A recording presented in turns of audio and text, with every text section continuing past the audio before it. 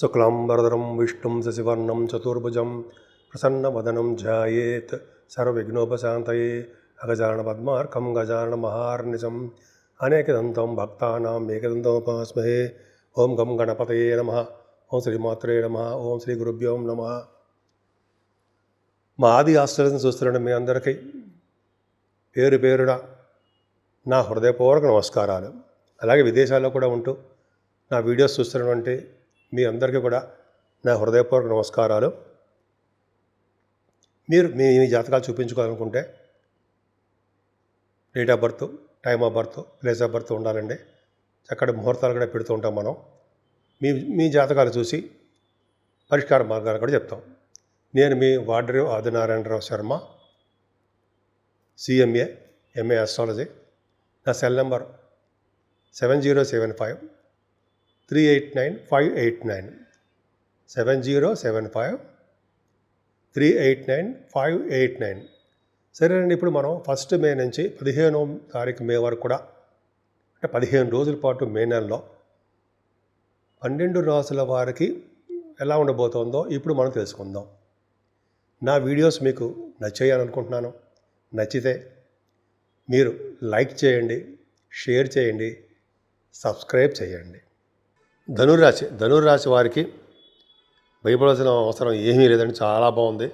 కాకపోతే ఏంటంటే చిన్న విషయం ఏంటంటే, శనీశ్వరుడు మీ రాశిని చూడడం వలన చికాకులు, కోపము, ఆవేశాలు, కొద్దిగా పరుషంగా మాట్లాడడము, ఇవి చిన్న చిన్న ఉంటాయి. అవి పట్టించుకోవాల్సిన అవసరం లేదండి. అది తాత్కాలికమైన కోపాలే తప్ప ఏం పర్లేదు. ఎదుటి వాళ్ళని సాధించాలి, చంపేయాలని ఏమి ఉండదు. మీకు చాలా మంచివారు, ప్రేమ గలవారు, అదృష్టవంతులు, ఐశ్వర్యవంతులు కూడా. మీ మాటకి తిరుగులేదు అన్నట్టుగా ధనుర్రాశి వాళ్ళు గుర్రాలు కూడా గుర్రం మీద స్టార్ట్ చేస్తారు. 15వ తారీఖు చూసుకోండి. 15th మే తర్వాత నుంచి హార్స్ రైడింగ్, గుర్రాలు మీకు కొనుక్కోవడమో, అస్సు సంపద ఉండడమో మీకు జరిగి తీరుతుంది. సరే, అది పక్కకు పెడితే ఇదేమైనా ఫైనాన్షియల్ స్టేటస్ బాగుంటుందండి. 2nd హౌస్ లార్డ్ శనీశ్వరుడు 4th భావంలో ఉన్నాడు. బహుశా మీరు చదువు రీత్యా విదేశాలు వెళ్ళడానికి అవకాశాలు ఉన్నాయి.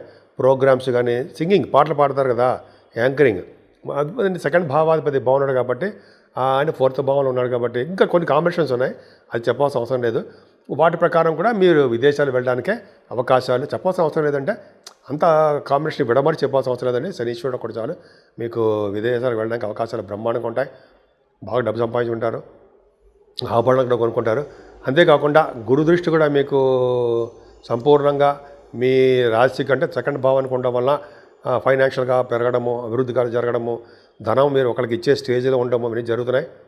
అంతేకాదండి, గురు ప్రభావం వల్ల కూడా మీకు ఇందాక నేను చెప్పినట్టు సింగింగ్, పాట పాడే వాళ్ళకి బాగుండము, వేళపట్టే భోజన అవకాశాలు, ప్రేమతో కూడిన భోజనము, ఫుడ్ చక్కగా ఉంటుందండి. ఏదైనా 4th భావంలో బుధ శుక్రుల గురించి మాట్లాడుకుందాం. బుధ శుక్రులు 4th భావం అంటే భూములు ఇస్తారు. ఉండవు ఫస్ట్ భూములు ఇస్తారు. తర్వాత ఏమో నటన రంగంలో మీకు మంచి అభిరుచి కలిగిస్తారు. సంగీతం కానీ, సాహిత్యం కానీ, నృత్యం కానీ వాటిలో మీరు బాగా సక్సెస్ అవుతూనే ఉంటారు. అంత అద్భుతం. అంతేకాకుండా బుధ శుక్రుల కాంబినేషన్ వలన మీకు కొంతమందికి అయితే శాస్త్రంలో మీరు బాగా వాదించడము, ఇవన్నీ మీకు చాలా యోగవంతంగా ఉన్నాయి. తర్వాత 4th భావంలో రాహు గురించి సరదాగా మాట్లాడుకుందాం. 4th భావంలో రాహుని ధనయోగాన్ని, ఐశ్వర్య ప్రాప్తిని, ఆభరణ యోగాన్ని ఇస్తాడు ఉండవు. కానీ అదృష్టాన్ని మాత్రం ఇవ్వలేడు. విదేశ పర్యటన మాత్రం చేయిస్తాడు. అంటే చెప్పిన సరే చేయిస్తాడు. శనీశ్వరుడు వలన మీరు విదేశాలు వెళ్తున్నారు, రాహుల వలన విదేశాలు మీరు వెళ్ళి తీరుతారు. ఎందుకో ఏంటో మీకు చెప్పాను. ఖచ్చితంగా మీకు అవకాశాలు ఉన్నాయి ధనురాశి వాళ్ళకి, మీ జాతకాల రీత్యా. అంతే కదండి, రవి బుధులు పంచమస్థానంలో బ్రహ్మాండంగా ఉన్నారు. అంటే యాస్ట్రాలజర్స్కి చాలా బాగుండడము, అలాగే కింద జన్మ చేసుకునే పుణ్యఫలం బాగా రావడము, అంతేకాకుండా కొంతమంది సైంటిస్టులకి, అంటే శాస్త్రవేత్తలకి అద్భుతంగా బాగుండడము, ఫైనాన్స్ అండ్ అకౌంట్స్ వాళ్ళకి మంచి విద్యలో బాగా రాణిస్తారని వాళ్ళు, స్పోర్ట్స్ రంగంలో కూడా బాగా ప్రతిభ, అదృష్టం, ధనప్రాప్తి బ్రహ్మాండంగా ఉండబోతుంది మీకు. పంచమస్థానంలో రవి బుధుల వలన మీరు అంటే సినిమా రంగంలో ఉన్న వాళ్ళకి, టెలివిజన్ రంగంలో ఉన్న వాళ్ళకి, అలాగే డైరెక్టర్స్ గాను, ప్రొడ్యూసర్స్ గాను, యాక్టర్స్ గాను అంటారు కదా, ఆ వాటిలో మీకు బాగా విజయం సాధిస్తారు. పైగా స్టాక్ మార్కెట్లో కూడా బాగుంటుందండి, మీకు ఫలితాలు ఇస్తారు. పంచమస్థానం రవి బుధులు ఉంటే మీకు యాక్చువల్గా గాయత్రి మంత్ర సిద్ధి ఉంటుందండి. కొంతమంది పొలిటికల్ రంగంలో ఉన్న వాళ్ళకి మీరు ఏదైనా సపోజ్ ఆశిస్తున్నారనుకోండి, పోస్టుల కోసము, పదవుల కోసము వస్తాయి. తర్వాత ధనుర్రాశి వాళ్ళకి 6వ భావంలో గురుడు సర్వదా శ్రేష్టమే. అనేకమైన శుభ విషయాలు అన్నీ కూడా మీకు వస్తాయి. రాజయోగం కలుగుతుంది అని శాస్త్రం చెప్తాం. మంచి జరుగుతుందని చెప్పి అనేక శుభ విషయాలు జరగబోతున్నాయి. 6వ భావంలో ఉన్న గురుడు 15 తారీఖు వరకు మాత్రమే, తర్వాత ఇంకా అద్భుతంగా ఉంటుందండి. సరే, భార్యాభర్తల యొక్క అనురాగ దాంపత్య జీవితం బాగుందండి. సప్తమాధిపతి 4th భావంలో. మా బాబాయ్, అంటే మీ 4th భావం భలే స్ట్రాంగ్గా ఉందండి. అంటే ఒక పక్కన బుధుడు, ఓ పక్కన శుక్రుడు, ఓ పక్కన రాహు, ఈ ముగ్గురు కూడా మేము విదేశాలు తీసుకెళ్తారండి. అంటే మీ జాతకాల రీత్యా వాళ్ళు రెడీగా ఉన్నారన్నమాట. వాళ్ళు అంటే మేము చెప్పిన పేరెంట్స్ అంటే మీరే రెడీగా ఉంటారంటే మీ యొక్క ప్రోగ్రామ్స్ రీత్యా మీరు విదేశాలకి వాళ్ళు క్లియర్గా గ్రీన్ సిగ్నల్ ఇస్తారంటారు కదా, వాళ్ళు క్లియరెన్స్ ఇస్తారు మీకు. వాళ్ళు సహాయపడతారు మీ విదేశాలు వెళ్ళడానికి. సహాయపడడం అంటే మీకు సపోర్టుగా ఉంటుంది, వెళ్తారు అని అర్థం. అంటే ఎక్కడ డ్రాప్ అవ్వరు విదేశాలు వెళ్ళడానికి అని అర్థమవుతుంది. అది పక్క పెడతానండి. ముఖ్యంగా మీరు కుజుడు 8వ భావంలో కుజుడు అంత మంచివాడు కాదు. రియల్ ఎస్టేట్ రంగంలో వాళ్ళకి అద్భుతమైన ఫలితాలు ఏమి ఉండవు. హెల్త్ ప్రాబ్లమ్స్, హెల్త్ ఇష్యూస్ రావడానికి అవకాశం ఉంది మీ రాశి వారికి. అంతేకాదండి, 9th హౌస్ లార్డ్ కూడా రవి 5వ స్థానంలో ఉన్నాడు. కాబట్టి ఏంటంటే మీరు ప్రయాణాలు చేయడము, విదేశాలు వెళ్ళడము, లేకపోతే సరస్వతి లేదా పుష్కర స్నానాలు చేయబోవడము, అవన్నీ జరగబోతుందండి. హయ్యర్ ఎడ్యుకేషన్ రావడము, పొలిటికల్ రంగంలో కూడా మంచి అభివృద్ధి ఉండడం జరుగుతుంది. ఏదైనా 10th భావాన్ని 10th భావానికి గురుడు చూడడము, 10th భావంలో కేతు ఉండడం వలన మీరు శాస్త్రవేత్తలుగాను, అలాగే వేద పండితులుగాను, ఆగమ శాస్త్ర కోవిదులుగాను, డాక్టర్ సూతిలోనూ అద్భుతంగా ఉండే పండితులుగాను మీరు ఉంటారు. అంటే అద్భుతంగా ఉండే వ్యక్తులుగా. దశమంలో కేతు సామాన్యం కదండి. ముఖ్యంగా కుజుడు వలన రియల్ ఎస్టేట్ రంగం అనుకున్నాం కదా, కానీ కుజుడు వలన సాఫ్ట్వేర్ రంగం, రియల్ ఎస్టేట్ రంగము సమృద్ధిగా డెవలప్మెంట్స్ ఉండి తీరతాయి. అంతేకాదండి, మీరు చేస్తున్నటువంటి అన్ని కార్యక్రమాలు శుభమే జరుగుతుంది. ముఖ్యంగా దైవ దర్శనాల కోసము, అనేకమైన శుభ విషయాల కోసము, ధర్మకార్యాల రీత్యా మీరు ధనం ఖర్చు పెట్టడానికి అవకాశం ఉంది. ఏదైనా రాహుకేతుల మధ్యలో ప్లానెట్స్ ఉండిపోవడము, కుజుడు కూడా నీచస్థితిలో ఉండడం, అంత అద్భుతమైన ఫలితాలు ఏమి ఉండవండి మీకు. జాగ్రత్తగా సుబ్రహ్మణ్య సమారాధన చేసుకోవడము, వీలుంటే మనం చెప్తాం కదా, రాహుకేతులు పూజ చేసుకోవడానికి కాళహస్తిలో పూజ చేసుకోవడం వల్ల, మన ఊళ్ళో పూజించుకోవడం వల్ల మీకు మంచి శుభ విషయాలు, శుభకార్యాలు, శుభాలు జరగడానికి అవకాశాలు ఎక్కువ ఉన్నాయి. 12 రాశుల వారికి చెప్పుకోదగ్గ రెమిడీసు, మనం ఆచరించవలసిన పద్ధతులు, ఏం చేస్తే మనకి రాహు వలన, కేతు గ్రహాలు అన్నమాట, కుజగ్రహం వలన వచ్చే దోషాలు హరిస్తాయి అనేది ఇప్పుడు మనం తెలుసుకుందామండి. ఇందాక చెప్పినట్టుగానే రాహుకేతుల మధ్యలో అన్ని ప్లానెట్స్ ఉండిపోవడం వల్ల మనకి సర్పదోషం ఉంది, కుజుడి వల్ల కూడా సర్పదోషం ఉంది. ప్రతిసారి చెప్తున్నట్టుగానే రాహుకేతులకి మనకి దగ్గర ఉన్న ఊళ్ళలోనే చేయించుకోవడము, లేదా మీరు అక్కడ ఊళ్ళలో తిరుపతి ఆ ఏరియాలో ఉంటే ఒకసారి కాళహస్తి వెళ్ళి అక్కడ దర్శనం చేసుకోవడము, పూజ చేయించుకోవడం వల్ల సర్పదోషం పోతుంది.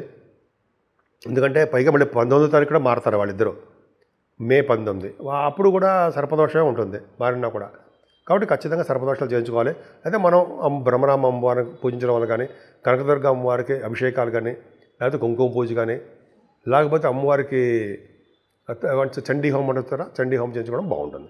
సుబ్రహ్మణ్య స్వామి మాత్రం ఖచ్చితంగా మీరు అంటే రియల్ ఎస్టేట్ వ్యాపారస్తులు కానీ, సాఫ్ట్వేర్ రంగ ఉద్యోగస్తులు కానీ, ఎవరైనా ప్రతి వాళ్ళు కూడా సుబ్రహ్మణ్య స్వామి మాత్రం పూజించాలండి. దగ్గర ఊళ్ళో ఉన్నప్పుడు సుబ్రహ్మణ్య స్వామి పూజించండి, పాలాభిషేకం చేసుకోండి. లేదా మోపిదేవిలో సుబ్రహ్మణ్య స్వామి ప్రతిష్ఠ చేయించుకోండి, మరీ మంచిది. అవకాశం ఉంటే చేయించుకోండి. ఎందుకంటే ఇప్పుడు అంతా ఎండాకాలం కాబట్టి కొద్దిగా కష్టము. మీకు అవకాశం ఉంటే చేయించుకోండి, కానీ అంత కంపల్సరీ ఏం కాదు, జాగ్రత్త చూసుకోండి. Health important. సరే, అది పక్కన పెడతారండి. అసలు మెయిన్ ఏంటి, 8వ తారీఖు అండి, ఈ నెల 8వ తారీఖుని, ఈ నెల అంటే మే నెల 8వ తారీఖుని అన్నవరం సత్యనారాయణ స్వామి వారి యొక్క కళ్యాణం జరుగుతుంది. సో ఆ రోజున కానీ మీరు స్వామివారికి సత్యనారాయణ వ్రతం చేయించుకోవడం కానీ, లేదా కళ్యాణం చేయించుకోవడం వల్ల కానీ, లేదా ఒకసారి వీలుంటే అక్కడికి వెళ్ళి దర్శనం చేసుకోవడం కానీ, అన్నవరం చేసుకోవడం వల్ల అద్భుతమైన ఫలితాలు ఉంటాయండి. అంతేకాకుండా ఈ నెలలో కూడా 10వ తారీఖుని శని త్రయోదశి వస్తుంది. శనీశ్వరుడిని అన్ని రాసుల వాళ్ళకి శనీశ్వరుడు కాలసర్పదోషంలో రాహుతో ఉండిపోయాడు. కాబట్టి శనీశ్వరుడికి తైలాభిషేకం చేయించుకోవడము, అలాగే స్వామివారి దగ్గర దీపారాధన చేయడము, ఆయన్ని సకల పద్ధతుల్లో బాగా పూజించాలి. డెడికేటెడ్గా శనీశ్వరుని పూజించడం వలన, తర్వాత పక్కన ఆంజనేయ స్వామి ఉంటారు, ఆంజనేయ స్వామి వారు, ఆయనకి అప్పాలు కానీ, కాకపోతే గారెల దండ కానీ, సింధూరం రాయించడం వల్ల కానీ, ఆయన దగ్గర దీపారాధన చేయడం వల్ల కానీ, ఆయనకి వస్త్రం సమర్పించడం వల్ల కానీ చాలా అద్భుతమైన ఫలితాలు ఉంటాయి. స్వామివారి చుట్టూ, ఆంజనేయ స్వామి వారి చుట్టూ 11 ప్రదక్షిణాలు చేస్తే మరీ మంచిది. కొంతమంది 41 ప్రదక్షిణ కూడా చేస్తారు, అది మరీ మంచిదండి. అంతేకాకుండా 15వ తారీఖు నుంచి కూడా, ఈ నెల 15వ తారీఖు నుంచి కూడా మనకి సరస్వతి నది పుష్కరాలు వస్తున్నాయండి. అమ్మవారు జ్ఞాన సరస్వతి అమ్మవారు. సరస్వతి అంటే సామాన్యం కాదు, ప్రతి వాళ్ళు, స్టూడెంట్సే కాదండి, ప్రతి వాళ్ళు కూడా ఆ అమ్మవారికి ఆశీస్సులతో మాత్రం నదీ పుష్కర స్నానం చేస్తే మాత్రం జ్ఞానాన్ని సిద్ధించడమే కాకుండా పూర్వజన్మ ఉత్తరోత్తర మనకి మన అనంతరం బహుశా మనకి ఆ లోకం సిద్ధించచ్చేమో, బ్రహ్మలోకం. అమ్మవారు కూడా ఉంటారు అక్కడికి. సరదాగా అంటాను అనుకోండి, అంటే బ్రహ్మలోకం ఉండాలని, అక్కడికి వెళ్ళాలని మనకు మనస్ఫూర్తిగా కోరుకుంటున్నా. కాకపోతే ఇప్పుడు కాదు.